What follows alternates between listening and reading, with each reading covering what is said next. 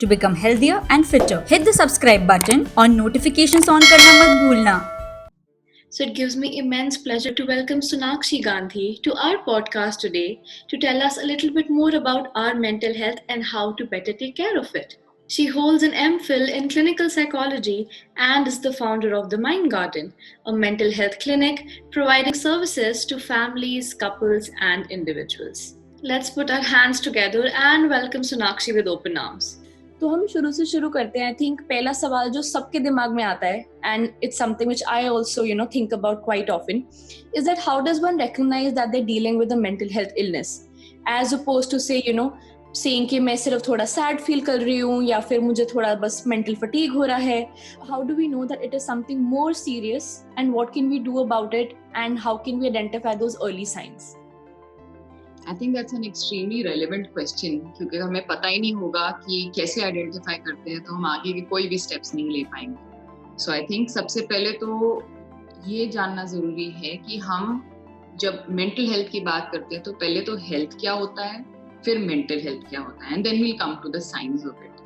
So health, according to the World Health Organization, is a complete state of physical, mental and emotional well-being. तो हम जब health की बात करते हैं तो हम सिर्फ फिजिकल हेल्थ को नहीं कंपोनेंट में लेते हैं, मेंटल एंड इमोशनल हेल्थ भी उतनी ही जरूरी होती है, इफ नॉट मोर. जब हम मेंटल हेल्थ की बात करते हैं तो मेंटल हेल्थ में ये आता है, it's a state of wellbeing in which an individual recognises his और हर ओन एबिलिटीज. मेरे अंदर क्या एबिलिटीज है, मैं उसको रिकॉग्नाइज करता हूँ या करती हूँ. अपने लाइफ के स्ट्रेसर्स जो मुझे चीज़ें चैलेंजिंग लगती है, क्या मैं उनके साथ अच्छे से डील कर पा रही हूँ, कोप कर पा रही हूँ, और क्या मैं लास्टिंग कंट्रीब्यूशन कर पा रही हूँ या कर पा रहा हूँ अपनी सोसाइटी में, अपने आप के साथ, अपनी फैमिली में, अपने रिलेशनशिप्स में, अपने काम में. That is good mental health. तो अब जब हम मेंटल हेल्थ का मतलब समझ गए हैं, अब हम आते हैं आपके क्वेश्चन पे कि अगर हम ये पता करना चाहते हैं कि मेंटल हेल्थ ठीक नहीं है तो वो कैसे पता करेंगे. पहली बात तो ये हमें पता होना चाहिए कि इफेक्ट किस किस चीज पे पड़ रहा है, सो दैट वी नो कि ओके वो ठीक नहीं है. आपके थॉट्स इफेक्ट होते हैं, आपकी इमोशंस इफेक्ट होती हैं और आपका बिहेवियर इफेक्ट होता है.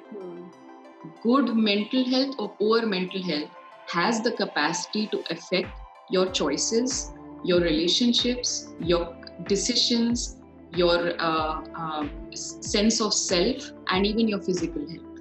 right? सब चीजें इम्पैक्ट होंगी. अब हम आते हैं कि क्या होते हैं कुछ साइंस. पहले तो आपको ये भी समझना मेरे ख्याल से जरूरी है कि हर साइन सबके लिए नहीं होता, इंडिविजुअल डिफरेंसेस होते हैं. इसीलिए हम कहते हैं कि सेल्फ डायग्नोसिस नहीं करना चाहिए, क्योंकि मेरा डिप्रेशन या मेरा मेंटल हेल्थ प्रॉब्लम आपके मेंटल हेल्थ प्रॉब्लम से अलग लग सकता है. Important to remember. And क्या देखो, हम सबको कभी ना कभी कोई ना कोई इनमें से साइंस होंगे, राइट? बट हम कब समझते हैं कि अब ये वार्निंग साइन हो गया, रेड फ्लैग हो गया, जब ये हमारे नॉर्मल फंक्शनिंग को डिस्टर्ब करता है. तो मैं ठीक से काम नहीं कर पा रही हूँ, या मैं अपनी रिलेशनशिप में प्रॉब्लम देख रही हूँ, या मैं अपना रूटीन नहीं फॉलो कर पा रही हूँ, तब शायद प्रॉब्लम है. मेरे को डिस्ट्रेसिंग लगता है, डिबिलिटेटिंग लगता है और इम्पेयरिंग लगता है. ये 3 क्राइटेरिया होती हैं रूल ऑफ थंब हमें पता करने के लिए कि अब कोई प्रॉब्लम है.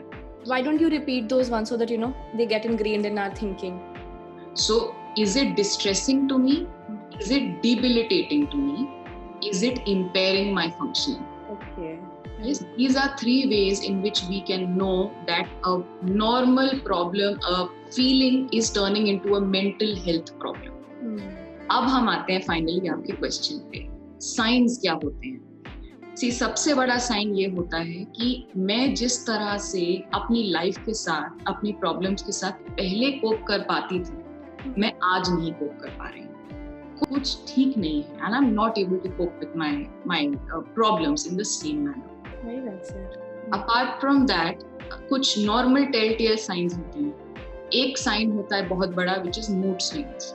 Okay. और when I say mood swings, I don't mean सिर्फ सैडनेस भी एक बहुत बड़ा मूड स्विंग होता है, पर उसके अलावा भी एंगर, बहुत ज्यादा गुस्सा आना, हर बार इरिटेट रहना, मूड स्विंग्स होना, कभी खुश कभी दुखी, keep changing your mood without a trigger around you.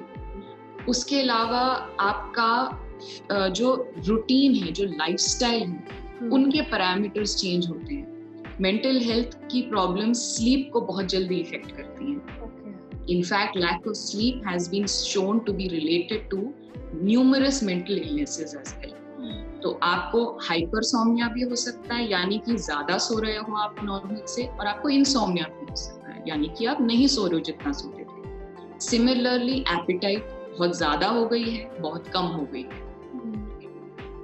Generally a wish to do something, motivation जिसको हम कहते हैं, ड्राइव, इंटेंशन, आपका रूटीन, वो सब चेंज हो जाना, फ्लक्चुएट करना। उसके अलावा एंजाइटी होना, बहुत ज्यादा stress, worry, nervousness, anxious feel करते रहना, अनएक्सप्लेन्ड फियर्स, डर लग रहा है बट पता नहीं किस चीज से डर लग रहा है, वो भी एक बहुत बड़ा साइन है। रिलेशनशिप्स में दिक्कतें, सोशल विड्रॉल, दूसरों से बात करने का मन ना करना, फोकस, कंसंट्रेशन में प्रॉब्लम आ जाना, राइट। और एक बहुत सीरियस साइन होता है, बट ये भी मेंटल हेल्थ का ही साइन है, which is a wish to end things, अपने आप को मारने की सोचना, suicidal thoughts, that is also a big sign. अगर आप ऑलरेडी सब्सटेंस यूज करते हो तो सब्सटेंस यूज की क्षमता में ज्यादा हो जाना, more drinking, more smoking, more use of substances. So these are just some of them, but बहुत सारे साइंस होते हैं और ये सब कुछ ना कुछ सिग्नल करते हैं। It's very important to seek the right kind of advice to know what these signs actually mean. To listen to the complete conversation, click on the link in the description given below.